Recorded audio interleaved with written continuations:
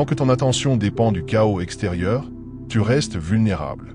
Mais dès que tu recommences à vivre depuis ton centre, tu deviens opaque aux tentatives de contrôle. L'autre ne trouve plus de prise. Il ne pénètre plus ton monde. Il y a cet homme qui a choisi de se taire. Il ne répond plus. Il ne justifie plus. Il recommence à lire, à cuisiner pour lui-même, à marcher dans la fraîcheur du matin, sans distraction. Et dans ce silence reconquis, il reconstruit. L'autre n'a plus d'accès, même en pensée. Ce changement est discret. Il ne fait pas de bruit, mais il transforme tout. Hiéroclès écrivait « Celui qui vit dans son essence ne craint plus l'agitation du dehors. Car cet espace essentiel, ce n'est pas un refuge. C'est ta vérité. Ce que tu es, sans masque, sans stratégie, sans attente. Et ce lieu-là, tu ne le trouves pas par hasard.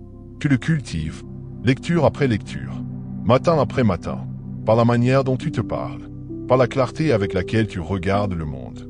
Tu l'arroses chaque fois que tu choisis la lenteur plutôt que la précipitation, la lucidité plutôt que l'émotion brute.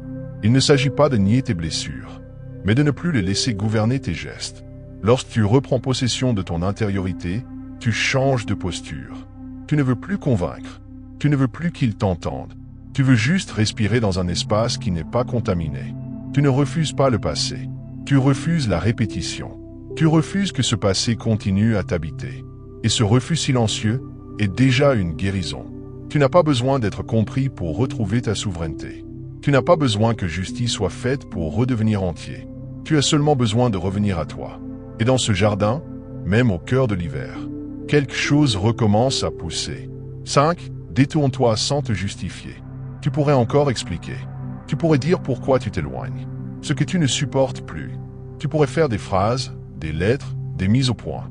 Mais chaque mot rouvre une porte que tu venais à peine de fermer.